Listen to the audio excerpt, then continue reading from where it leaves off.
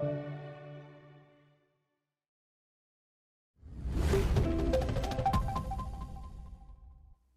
everyone. This lecture is on part 1 of The Stranger by Albert Camus. We have a good starting point in the translator's note. Matthew Ward, the translator, pays attention to what he calls the simplicity of the text. Here's how he explains this idea. Quote, "What little Meursault says or feels or does resonates with all that he does not say, all he does not feel, all that he does not do. The simplicity of the text is merely apparent, everywhere paradoxical." Unquote. How can we understand this term, simplicity? On one level, we can think of it in terms of the language of the novel, which is indeed simple. The sentences tend to run short, and the structure of each sentence tends to be simple. On another level, we have the simplicity of the main character, Meursault, who can either seem like a child in the sense that he does not have the capacity to function at the level of complexity of the adult world, where there are conventions, expectations, and appearances to keep up.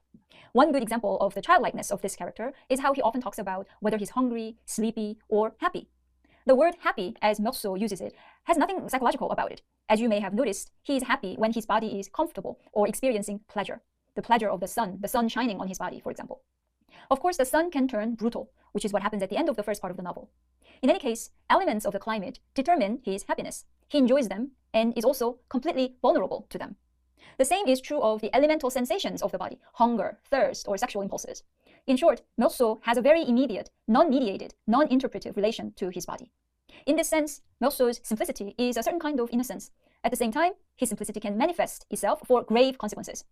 Consider the murder that he commits. We may well describe it cold-blooded in the sense that he has no motivation. He does not have any feelings about what he's doing. He doesn't think about it. He simply pulls the trigger. That doesn't seem childlike in the sense that is often attributed to children. But innocence or childlikeness is not necessarily alien to evil. Think about what drives Meursault to his crime. He was under the pressure of the weather, the excruciating heat, blazing sun, and sweat rolling down on his face. And he does not know what to do with these unpleasurable sensations. And in that moment of helplessness, he pulls the trigger. It's a cold-blooded crime, but the way he commits it is nevertheless innocent insofar as innocence denotes a radical opposition of the body to the external environment. Childlike in this sense does not mean good, but merely an immediate relation to the body that does away with thinking about the consequences, social conventions, etc. All those things that adults are supposed to take for granted, and he seems incapable of them. Simplicity of the language of the novel, the simplicity of the character, Meursault, these simplicities we need to keep in mind. Yet, these levels of simplicity do not make the novel itself simple. This is part of the reason why Matthew Ward, the translator, states that this simplicity is paradoxical. So our task is then, at the minimum, to ask, what is the significance of this character? Significance not only in the sense of why does he do what he does, but the textual significance. What does the text invent? What does it propose by way of this simplicity? So this is a large question that we will need to continue to think about throughout the semester. In what follows, I will present some key concepts to explore in part 1 of The Stranger. The first category of ideas is titled Meursault versus the world. The idea of Meursault as a stranger to the world comes through very clearly from the very beginning. The famous first lines of this novel are, quote, "Maman died today," or "yesterday maybe, I don't know," unquote.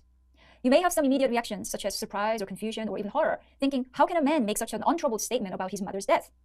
But read along towards the bottom of the same page and a certain logic begins to appear. So the next line that I quoted here is, quote, "For now, it's almost as if Maman weren't dead," unquote. So what's going on here? Once he hears about his mother's death, he has to talk to his boss and get 2 days off from work to attend the funeral. But the boss is not very happy with having to give him 2 days off. Unable to comprehend this resistance, Meursault blurts out that it's not his fault. It's not his fault that his mother died, that he has to go to the funeral. But he's not without some understanding. So when he says, "For now, it's almost as if Maman weren't dead," what this demonstrates is that he has an understanding that he may not be conscious of. And what does he understand? The reality of his mother's death has not yet settled. What does this mean? Reality is never itself meaningful. Or, put differently, any event, even death, must take on meaning. An event has to be disclosed as such. I understand it sounds either redundant or abstract, but perhaps it's easier if we think about it as an event becoming reality. So in this case, the event is the mother's death, and that event is not yet reality for the world. It's as if she weren't dead yet. So how does an event take on reality, take on meaning, become itself? It takes time. Time to do what? To receive a communal recognition, especially in this case. So the community has to recognize the event as reality. So in this case, the boss will have to recognize the mother's death as an event and thereby add to its status as reality. This has not happened, but Meursault is saying to himself, it will happen soon. Now, on another level of an event becoming reality, there is the body. The body has to register this event as reality that concerns it. A good example is Salamano. When the dog first disappears, he's simply flustered. He doesn't know what to do. But once it becomes clear that the dog is not going to return, his entire reality suffers. And how does that happen? It's not so much that he first believes that the dog would return, then later he doesn't. It's rather that the life he built together with the dog, that is experienced with his body. And that life is now dissolving. It is his body that catches up with the absence of the dog. So the disclosure of any event, for any event to become reality, it takes at least two levels. One is communal recognition. My knowing it myself alone doesn't quite make it reality. It takes others recognition. And the other level is my body. My own body has to register the fact of the absence of this person or that dog. So these will remain very important throughout the book. Now, to go further with this idea of the body, let's consider the senses that determine Meursault's happiness. The old people's home where his mother was living, you see many instances of the juxtaposition between his reality experienced through his body, through the senses on the one hand, and the rest of the world, composed of the residents, the director, the caretaker of the home. There's a contradiction between the embodied character, that is Meursault, and the world external to him, which seems to run on a very different logic. There are many examples in the first chapter of Meursault's experience of the world through his body, but I'm giving you just one short quote here. Quote, "It was pleasant. The coffee had warmed me up, and the smell of flowers on the night air was coming through the open door. I think I dozed off for a while." Unquote. You see, the sentence is very simple, short, and speaks of the smell of the flowers, the sensation of the air on the skin, and the warmth of the coffee in the body. There follow more general impressions of the surroundings, pleasant and soporific. The body yields to these sensory conditions. Such yielding disregards the conventions of the adult world, so to speak. Let us now consider Meursault's encounter with the caretaker of the home. Quote, "That was when he told me he had lived in Paris, and that he had found it hard to forget it. In Paris, they keep vigil over the body for 3, sometimes 4 days. But here, you barely have time to get used to the idea before you have to start running after the hearse." Unquote. He is obviously talking about the climate. It is so hot that the body would need to be buried as soon as possible. And there intervenes the caretaker's wife. Quote, "Then his wife had said to him, 'Hush now, that's not the sort of thing to be telling the gentleman.' The old man had blushed and apologized. I'd stepped in and said, 'No, not at all. I thought what he had been saying was interesting and had made sense.'" Unquote. The caretaker's wife represents social conventions that we've been talking about. Meursault's reaction is that he doesn't see anything wrong with what the caretaker said. He even finds it interesting. Another example of conventions is found in the scene in which the residents of the home gather to keep vigil over the body of Meursault's mother. Meursault hears a strange noise and tries to figure out where that noise is coming from. Let's look at the passage together. Quote, "I realized that some of the old people were sucking at the insides of their cheeks and making these weird smacking noises. They were so lost in their thoughts that they weren't even aware of it." Unquote. Here we witness a clear separation of the body and thoughts out of which conventions function. Then he continues, quote, "I even had the impression that the dead woman lying in front of them didn't mean anything to them." Unquote. In other words, the bodies of these old people are there, out of conventions. They are supposed to be there. But these bodies are not experiencing the wake as this communal ritual that it is supposed to be. There's a certain sense of thoughts carrying the body off, away from where it is situated. So this is a great example of the clash between one reality supported by the body and another reality supported by thoughts or conventions. What is the consequence of this tension or clash between the body and thoughts or conventions? The first is judgment, because one or the other reality has to win out in the end. One beats the other. And our quote-unquote normal reality is such that the body tends to lose. In fact, the value of judgment is itself the proof that thoughts or conventions win over the body. Recall the scene in which Meursault meets the director of the home. He immediately feels that he's been criticized. He experiences the same sense of being judged at the wake when the residents of the home are gathered at the wake. He says, quote, "For a second, I had the ridiculous feeling that they were there to judge me." Unquote. Importantly, he doesn't think about this in any elaborate way. He doesn't interpret it. He simply feels in a very spontaneous and fleeting way. He has this ridiculous feeling and he moves on. Even when he feels judged, it is merely a feeling which doesn't linger. Now, judgment obviously is premised on moral precepts. There has to be a sense of morality to judge anyone, morality in the simple sense of good and evil shared by any given community. For example, the director of the home talks about why he doesn't allow the residents to attend the funeral when a resident passes away. He says, quote, "It's more humane that way," unquote. His morality is such that he needs to be the person to judge what is humane and what is not, what is good for these old people that he's in charge of. This is, of course, a bit problematic because he speaks as if he knew better than the residents themselves what is good for them. A more complex idea is this one listed here, vague discontents. So what happens when conventions or thoughts win over the body? There seem to be vague discontents that harass individuals. One great example is Meursault's boss at the beginning of the novel. Why is he unhappy? He knows that it is not Meursault's fault, and he is certainly not going to deny him the right to attend his mother's funeral. How does the contradiction between the body and conventions culminate in these vague discontents? This is a very complex idea, and now is not a good moment to elaborate on it, but I'm giving this to you so that you can start thinking about this, because it's going to reappear in later parts of our course. In sum, while people of the world are shuffling between judgment, morality, and discontents, Meursault is happy, but also carries on a whole other struggle. That struggle is represented by his constant awareness of the sun. While he is visiting the home, we see that he notices the sun a number of times. And here is one example, quote, "The sun bearing down, making the whole landscape shimmer with heat. It was inhuman and oppressive," unquote. And we will see something similar to that at the end of part 1 when he commits the fatal crime. The second theme of this lecture is Meursault with the world. He is a stranger to the world of conventions, but he also lives in the world with others. One thing that is very well presented in these early chapters is how Meursault relates to the world by imitating it. I gave you this difficult word here, mimetic. It comes from the word mimesis, meaning imitation. What does it mean? It doesn't simply mean that you imitate somebody, because imitation is very much of the order of the body, and one is never in full control of one's body. Let's look at an example here.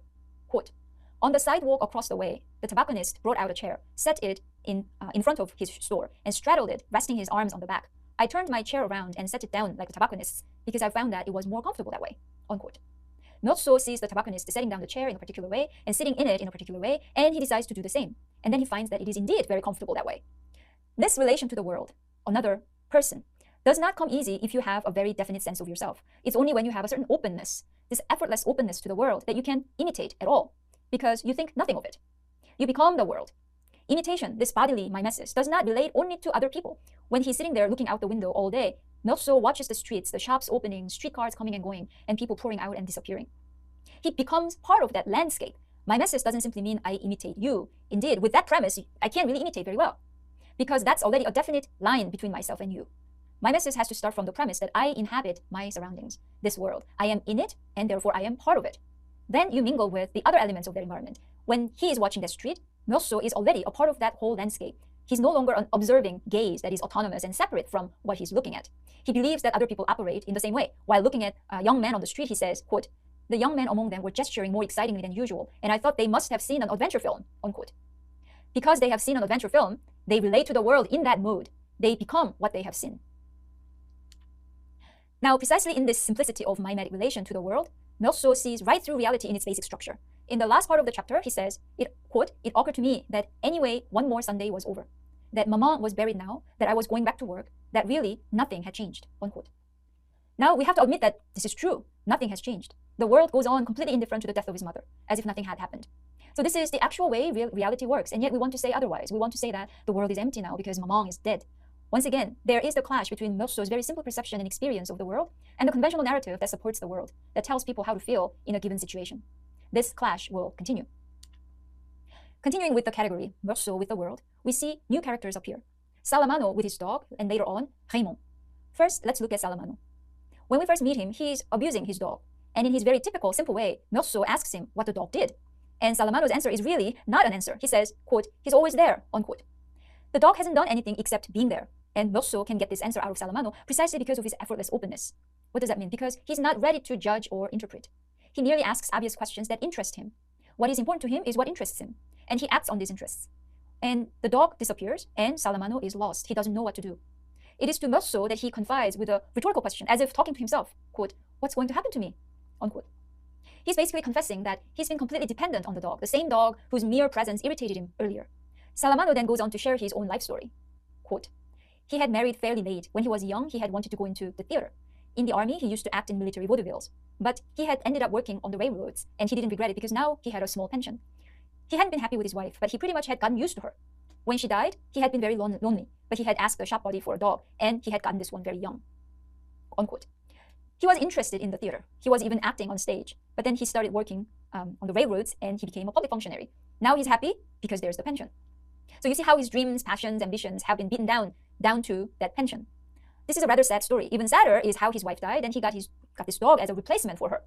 This is a very important line here, that he got used to the wife in the same way he later got used to the dog. The fact that the dog can be a replacement for the wife says a lot about how humans can experience the world. And this precisely goes against our conventional ideas about human relationships. In this very simple and brief narrative, Salamano is communicating to Meursault something that conventional ideas about human life fail to capture. Take the concept of getting used to someone. Does it not point to the body? You don't get used to the presence of another being, human or animal, by thinking about it. It is rather your body that gets used to the presence of that other being. In that sense, Salamano rises to Meursault's level of perception in this exchange. Salamano, of course, does not know it himself, but we as readers of the text see this exchange as a memorable moment. The next person who becomes important is Raymond, with his woman problem. He apparently has a bad reputation. Quote, "Generally speaking, he's not very popular, but he often talks to me and sometimes stops by my place for a minute because I listen to him. I find what he has to say interesting. Besides, I don't have any reason not to talk to him." Unquote. Here we see another example of Meursault's openness to the world. He's ready to receive him, Raymond, without judgment. What is interesting about this particular character, Raymond, is that he's very much concerned about manhood. When he becomes close to Meursault, his compliment on Meursault is that he's a man, or that they understand each other because they're both men. And later on, when there is the incident in his apartment and the policeman shows up, we can follow Raymond's line of sight and confirm that he's very much conscious of how Meursault might perceive him, how he would judge his manhood. Raymond's concern with manhood is indeed the very cause of the tragedy that befalls Meursault, as we will see later. And finally, we have Marie. He meets her the day after he came back from the funeral. They used to work together, but they haven't seen each other for a while. By accident, they meet each other at the beach and become quickly intimate. The story here is basically Marie's wanting to take their relationship to another level. You see the progression here. Marie wants to know whether Meursault loves her, then whether he would like to marry her. That's the very conventional, familiar trajectory of a relationship. But Meursault relates to their relationship rather differently. Quote, "When we'd gotten dressed again on the beach, Marie looked at me with her eyes sparkling. I kissed her. We didn't say anything more from that point on. I held her to me, and we hurried to catch a bus, get back, go to my place, and throw ourselves onto my bed. I left my window open, and the summer night air flowing over our brown bodies felt good." Unquote. This is quintessential Meursault. First of all, in order to really sense to your body, there has to be some level of silence. And here you see that they stop talking. And from there, the narrative goes to how their bodies are in contact with one another, and how Meursault perceives this experience. But the conventions return soon. Marie cannot contain herself and asks Meursault whether he loves her. And his answer is, once again, "I told her it didn't mean anything, but that I didn't think so." And later on, quote, "She asked me if I wanted to marry her. I said it didn't make any difference to me, and that we could if she wanted to. Then she wanted to know if I loved her. I answered the same way I had the last time, that it didn't mean anything, but that I probably didn't love her." Unquote. And she asks back, quote, "So why marry me then?" Unquote. And her point is what? Her point is that marriage was a serious thing. And he answers, "No." So this is the dynamic between one person trying to follow the conventional path from the declaration of love to marriage, and another person enjoying what their bodies are doing here and now. I don't simply mean that they enjoy having sex. That is part of it, but not all of it. For Meursault, happiness is the whole thing. The whole paragraph that we just read tells us how Meursault he experiences his body, Marie's body, and that is how he experiences his this relationship. There appears this gap then between how these two people each experience their relationship they share very differently. Marie is more puzzled than offended by Meursault's unconventional attitude. She sometimes says things just to see if he would respond in the correct way. And here is an example, quote, "Don't you want to know what I have to do?" "I did, but I hadn't thought to ask, and she seemed to be scolding me. Then, seeing me so confused, she laughed again, and she moved toward me with her whole body to offer me her lips." Unquote. This is a beautiful scene. She wanted to get some kind of conventional answer from Meursault, but he fails to give it to her. And now, when she points it out to him, he feels confused. The gap between Meursault's world and the world outside him, that gap is registered here as Meursault's confusion. And Marie is beginning to see that Meursault's unconventional ideas do not mean his lack of interest in her. He is merely a stranger to the conventions that she takes for granted. Let me leave you with a couple of questions. The first concerns the conversation between Meursault and his boss. The boss has a proposal. Quote, "Then he asked me if I wasn't interested in a change of life. I said that people never change their lives, that in any case, one life was as good as another, and that I wasn't dissatisfied with mine here at all. He looked upset and told me that I never gave him a straight answer, that I had no ambition, and that was disastrous in business." Unquote. What does Meursault mean by people never changing their lives? The second question concerns the strange little woman at Celeste's restaurant. The novel doesn't elaborate on this character much further, but she will appear once again in part 2. In any case, how can we make sense of this character? Why does she leave such a strong impression on Meursault? This concludes our lecture today. Thank you and goodbye.